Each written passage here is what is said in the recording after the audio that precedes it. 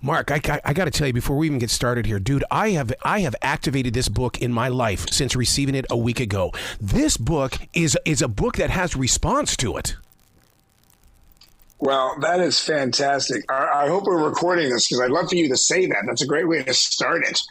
Well, the thing about it is that, you know, one of the things that's kind of slipped in my vocabulary now because of this book is, where is the altitude of my attitude? Where am I on that mountain? Am I on the top? Where am I at? And this book really speaks a great language.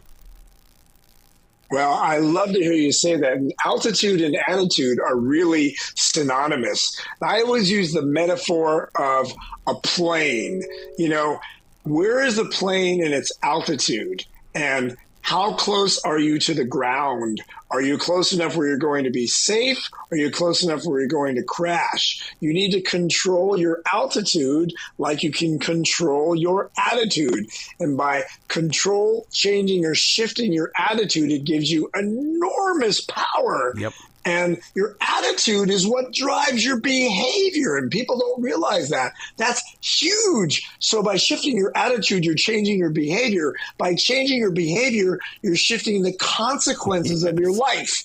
And this is A times B equals C. This is the attitude equation created by my co-writer and one of the mentors of my life, Dr. Jim Samuels. And then I get out and I speak to all these corporate audiences and I just preach the gospel. Yeah. But I thought, how fun if we interview all these top performers in different fields about their attitudes. And what I got exceeded my expectations. These people told me amazing stories, not only about how attitude determined their successes, but determined their failures, and how shifting their attitudes really created such a profound difference. Because at any point in time, you have the power to shift your attitude. Yep. And all it takes is a decision to choose an attitude that serves you. And one side note, when you make a decision, you are cutting off all other possibilities. Truly, you know what it's like to really make a decision. Yeah. And that means you're making a commitment. When you make that commitment, it's almost like there's no turning back. And there's a story I'd love to tell you about Cher that has to do with that. But let me hear from you a little bit. I'll tell you the Cher story a little bit. One of the things that I really, you give me the opportunity to feel like that I'm not an outsider in this book, in the way that I always tell people, I don't have a job, I have a choice. Now, if I make a bad choice, I affect other people. I don't want to do that. So therefore, make the better choice. That's the better attitude. Absolutely. I love how choice and attitude are also interchangeable. I mean, you just sound like you're just on fire. I think you and I got to get together, man. We sound like we're up from the same mold, man. So I really enjoy. I'm loving hearing what you have to say so far. So let me tell you a quick story, because stories are great. Tell you a story to share, because I've learned so much about attitude by working with these incredible people. Because I work with Cher, Stevie Nicks, Billy Idol, Simple Minds, Foreigner. What's her name? Pink. Oh, yeah. Sheryl Crow, Billy Idol. And these people have showed me so much. So a quick story of Cher. So we're getting on stage. It's the third show of the tour. Cher's on her platform. Her platform is being lifted up to the top. We start the show, but I can't hear her sing. She's 40 feet above. Oh, I'm close to the platform, so I can't see her. I see the platform coming down. And then all of a sudden, one by one, every band member stops, and they're looking up in horror. And then I look at the audience. The audience has this collective countenance of like, oh, my God. And then when the platform comes down low enough, I realize I see what everybody else is seeing. Cher is 20 feet above the platform. She's caught in the truss behind the platform. So we were in Cleveland, Ohio. They had an overactive air conditioner that was swaying the platform back and forth. It crashed into the truss, a 1 in a billion chance that the little safety harness that was designed to keep her on the platform got caught in the truss. And I see little dangling Cher feet, and it sounds kind of cute. It was scary as hell. And the techs quickly realized that they needed to lift the platform up. She would need to unhook herself.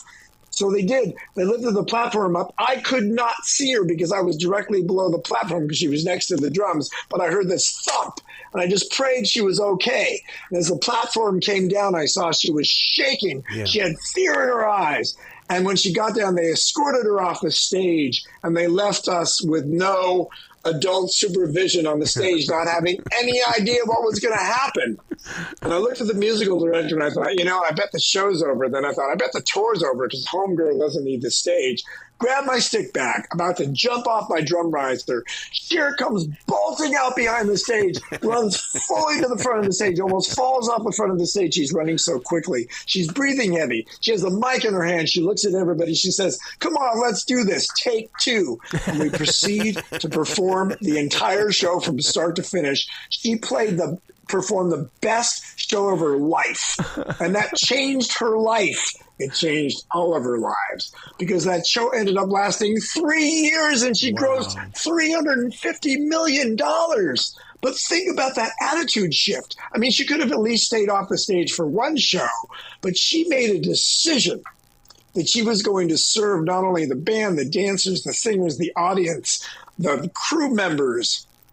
She made a decision to put that above her own fear and trepidation. That is an attitude shift. And when she made that decision and started running, there was no turning back.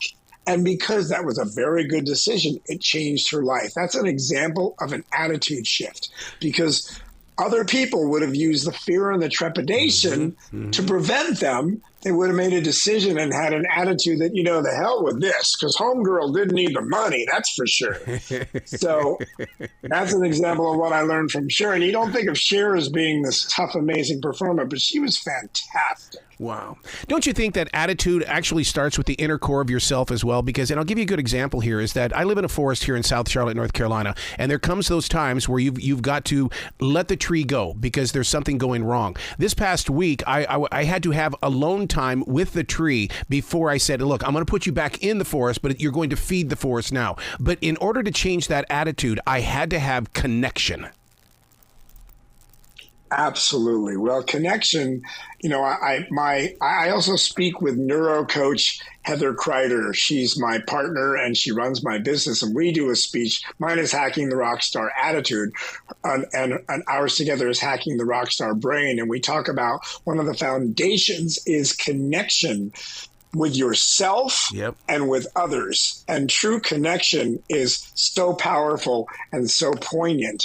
And you create the connection with yourself, then you create the connection with nature, you create the connection with your coworkers. We are all rock stars. We all have that rock star capability. I believe we all have rock star DNA. And so it's not just for people on stage. Your stage right then and there was the forest. Your stage was making the decision that you were going to create a connection that was more powerful than the loss of the tree, but make a connection with Mother Earth, make a connection with yourself and shift your attitude. So you really combine the greatest sense of everything that we talk about. And that's what I talk about on stage is that we all have the rock star DNA. You can throw your shoulders back, change your physiology, channel Mick Jagger. You can walk into your office proudly instead of sitting on the seat. Drummers, we call it a throne. If you decide you're sitting on a throne rather than sitting on a seat, what a different position, what a different attitude. It's a different approach. We talked about approach and attitude as being the same thing. You have that power. And people are unaware that they have that power. They think they're stuck. You have that power to shift that attitude, which changes your behavior, which changes the outcome. And then you had a positive outcome with the loss and the drop of this tree because you realize, hey, it's the tree's time to go. It's time to bond with nature. And you did, right? I'm very interested to find out why it took you 15 chapters to get to the identity. And the only reason why I bring that up is because I'm thinking to myself that because we needed the 14 before it to even understand what an identity is. Is that true? Well, not necessarily. I mean, I think that we just sort of categorized the book. I'm looking at the book right now, and we made a kind of a definitive method. It was very challenging to categorize it because everybody's stories and everybody's philosophies are just as important as everybody else. And so I think it really is a matter of it's all important. There's no criteria. There's nothing that's more important. It really is all components of attitude. And for us, it was a matter of just categorizing people so people could also flip through the book and just choose who they want to read about. That's it. Because, somebody might be really interested in Jim Abbott, who was the rookie. They might be really interested in Grant Cardone. They may be interested in the slew of drummers. I had to do a whole section on drummers. I got to do a whole section on drummers, I say, because the drummers are my buddies, and these are the greatest drummers on the planet. Hannah Ford Welton, the drummer for Prince, and Kenny Aronoff, who plays with everybody, and Greg Bissonette, who plays with everybody, and Nate Morton, who plays on The Voice, Matt Sorum from Guns N' Roses. I played with Velvet Revolver. I subbed for Matt. I did 6 weeks of Ozfest with Velvet Revolver when Matt broke his hand. So I had that amazing experience too. So it was really a matter of trying to organize the book in categories. Yeah. You bring up Grant Cardone. I love his section because he talks about action, and activation and action are so important to my daily process. But the thing is, though, is that where people usually turn away from me, and I look at him in the eye and I go, but you're going to be held accountable. Accountability is everything when it comes to growing. Absolutely. Well, a few things about Grant that I found really fascinating. Is his harmony between his professional and personal life. I mean, this guy's a workaholic, but he involves his family in his work. Yeah. And he said something really interesting that kind of blew me away. He said, rather than striving for balance, I love this, by the way, I want to steal it, but he said, balance can be elusive, but harmony is achievable. Ooh. And I thought, ooh, right. Because for him, it's not necessarily about balance. It's about finding harmony. It's about making everything work together. And also one of his powerful points is he's really motivated by fear. He uses fear as his fuel. Yep. I don't personally use fear as my fuel, but hey, who am I to question a guy that's worth $600 million? It keeps him from complacency. He says he's faced bullies and failures, and he uses that fear to propel himself. He believes that legends are made in crisis, not in comfort. So again, we find these nuggets from all these different people that motivate us because we all resonate with different things. And that's one of the reasons why I get on the stage and talk about all these different attitudes and tell all these different stories, because my idea is I want everybody to whom I speak to be able to walk away with really useful information. And that varies from person to person because we're not constructed the same physically, emotionally, mentally. We are the product of everything we've been through. I also believe, having a daughter and watching her grow up, that it's, 50 nature and 50 nurture. Yeah. She was born with this personality. There's only so much influence I can have. And according to Malcolm Gladwell, by the time they hit being teenage years, 90% of their influence is their peers. Whereas when they're 5 years old, 10% of their influence is their peers, and 90% of their influence is you. So we get what we get from so many people in so many ways. That's why I interviewed 42 people, because you get 42 stories, 42 approaches to shifting your attitude. These people talk about how attitudes affected their successes, their failures, and their brilliant stories. And I was saying earlier, I got a chance to narrate the book. Wow, what an experience. But by narrating, I also had a chance to really read through it meticulously and realize, wow, there's some profound information from some amazing people, rock stars, all in their own rights. Yeah. They were just fantastic. I'm so grateful. They say there are 7 different ways that you can say a single sentence. I would love to see you on that live stage of motivation when you come up with this line here. Attitude is at the heart of all human behavior. I mean, that should be on a poster. That should be something, a mantra or an intention that we say every day as we walk through a forest. Well, here's my belief. Attitude is not what we do. Attitude is who we are. Yeah. Attitude is your foundation of everything. Because by understanding that, the reason why I think it's so important that people embrace that is they know that they have the power to change, control, or shift their attitudes. It's all about empowering yourself and empowering others. My belief is also that we are here to be of service. So your attitude affects the entire planet.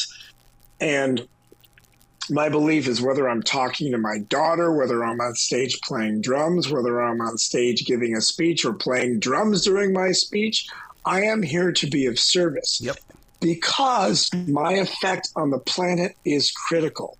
And I think that if we understand how important our attitudes are, we not only take responsibility for ourselves, we take responsibility for the planet and how we affect others. And it really is the butterfly effect. The butterfly effect is like, just the velocity of the butterfly's wings and how it moves the air over the course of 1 million years changes the entire ecosystem of the planet.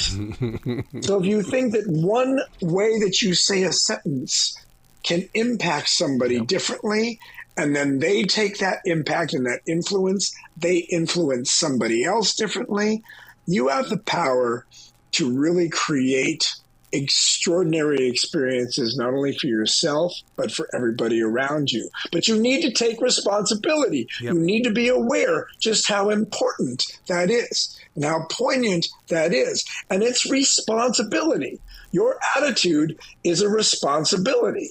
So I don't let people off easy.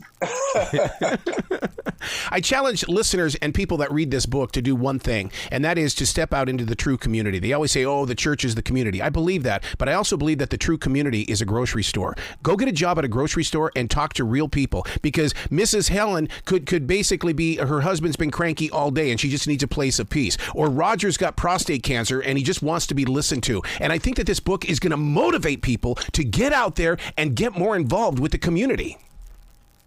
You go, Arno. Arno. I called you Arno. Sorry.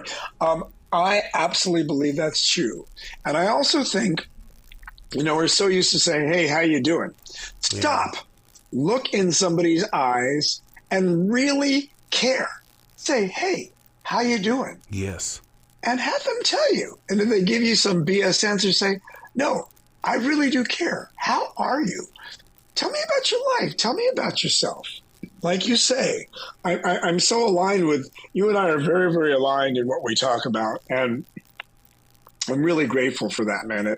I wish we could talk for hours, I'm sure. So where can people go to find out more about where you are? Because, you're talking about these speaking tours. Where are you going, and where can people tap into you, Mark? Oh my gosh, I've spoken for everybody from American Express to Kaiser to Delta to to Dell to IBM to Microsoft to Crump to 200 different associations, the National Federation of Funeral directors to forensic accountants. People can go to markschulman.com, MarkSchulman. My book, The Attitude Equation, rock stars in all fields share their secret attitudes. It's available on Amazon. Just go to Amazon, pick it up, give it to your friends, buy a bunch for your friends, change their lives. If you want, you can even email me, and maybe we can work on getting you a signed copy some way. I love it. And you can contact me through my website. And there's so much to learn. And as I said, we have so many programs to offer because I've got my team building keynote. I've got hacking the rockstar attitude. I focus on, the magic of employee engagement. I even have an all-star band. And then Heather and I, neuro coach Heather J. Kreider, and I do this amazing program. We're doing 2 speeches in 2 weeks. We even headline the Meeting Planners International main stage. So we have so many offerings. and we're developing programs. We're developing C-suite velvet rope programs and one-on-one programs online. I mean, we are just trying to change the world in every way that we possibly can because the world needs it. And Heather's become an AI enablement expert, so we're incorporating AI into emotional intelligence. We're expanding. We just keep on expanding. There's so much to talk about and so much to learn. Wow. Well, you be brilliant today, okay? And please come back to this show anytime in the future. Arrow, thank you so much, man. Let's do this. I can't wait to meet you.